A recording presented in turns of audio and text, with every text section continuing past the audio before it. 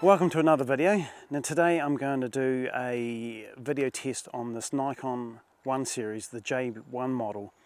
Now I've done a review of this camera, but I didn't do any video samples, so I'm going to do some video samples, film myself as well with it later on. But we're going to go walk through this forest park and see what we can capture with that camera. So let's head on through the track. So I'm just going to take a couple of photo samples as well. Just want to focus on this little leaf here. Being so calm in the forest here, the leaves are not blowing around at all, so you get some good shots of some of these little delicate leaves, because with a little bit of wind blowing around, you just can't get that. But it's mainly video today, so we'll carry on through the trackway and we'll capture some video clips on the way through. So this forest trail here in Darfield has lots of little doorways on the trees here, like this little doorway with a little window, and as you can see down here there's more doorways. They're all littered all over the place in this trackway for kids to spot and have a little bit of fun with, rather than just a walk through the forest.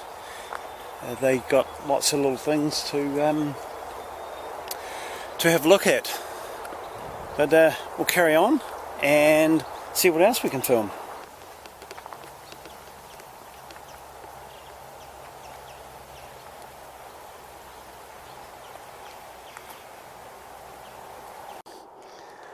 See how that came out.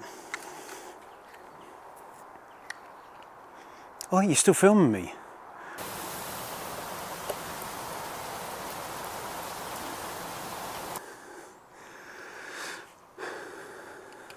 Cool little mushrooms growing on the side of the tree here. See down there? Pull that branch out of the way. So this little Nikon 1 J1 records full HD at 30 frames per second and up to 60 frames per second. They do have full autofocus during video filming, as well as face tracking, and it records in, I think it's 28 megabits per second. That's the video quality, so it's not high, but we shall see how well it comes out on screen. So, as my wife's filming me, filming myself.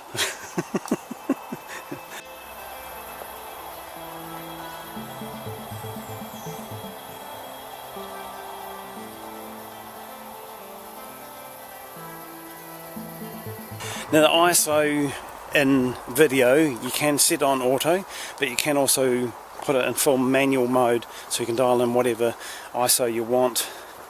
Now it does have built-in stereo mics, so we'll see how good the quality is of these mics, especially with a bit of background noise, because there's a main road just over here, and it's like open road, which is 100k an hour here in New Zealand, so you get a little bit of background noise. But we'll see what these internal mics sound like in here, because it has no built-in mic jack, which didn't really expect it at this sort of level, especially from a camera that's from 2012. I don't really, oh wow, look at the root system on that tree. A dead tree, all the roots growing around it. Quite cool. But it's a nice little walk through the forest here, and hopefully this video is not too jerky in its movements, because it does have optical image stabilizer in the lens, not in the camera. So, and I've just got on a tiny little mini tripod to hold on to it quite steady here, so it shouldn't be too bad. Now this does have a couple of higher frame rates than the 30 and the 60 frames per second that you get in standard, or high definition I mean, full HD I should say. So they are 400 frames per second, and that is at 640 by 240 pixels, and it's a really weird 8:3 crop. It's really weird sort of a crop, but you really need good light to be able to access that. And it also has 1200 frames per second as well, and that is in 320 by 120 pixels, same sort of aspect ratio, an 8:3, which is a real strange ratio, but never mind. We shall try that out at some stage, but it'll be on, you know, in good light. See how we go with that.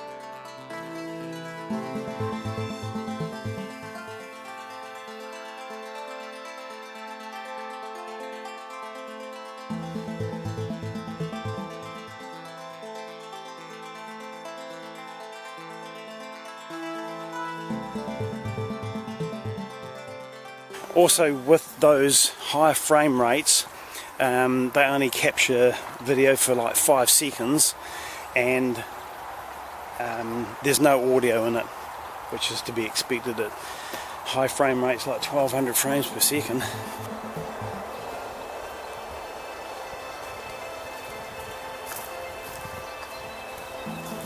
See this log here? I'm going to walk along here and see if I can keep my balance. But this little camera, it does full HD for 20 minutes and 720p for 29 minutes. And the video clips are broken up into 4 gigabyte chunks, which is kind of annoying, but hey, it is what it is. I can still put them into the video editor. Go back the other way actually, because I'm going to go down to the next track. So I can put them into the video editor, and they'll seamlessly blend from one to the other. So there's not too big an issue like that, but it's just annoying having all these little video clips in the camera on the memory card, having to put them all in order. Yeah, but hey, it is what it is. It's a camera from 2012, and that's to be expected. More modern cameras just do it in one big chunk. Now, I've not really bought this camera for video use, but one of my subscribers had asked what the video quality is like, so hence doing this video. So if there's anything else that anybody wants to know about any of the cameras that we have, then please put it in the comment section below, and I'll do my best to accommodate you.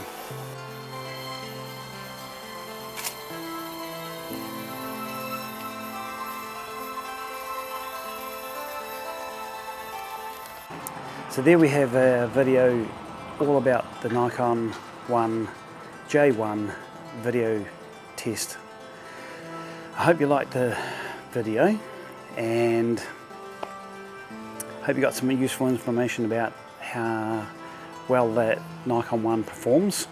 And yeah, that's all we have for today. So thank you all for watching, and we'll see you again on the next one.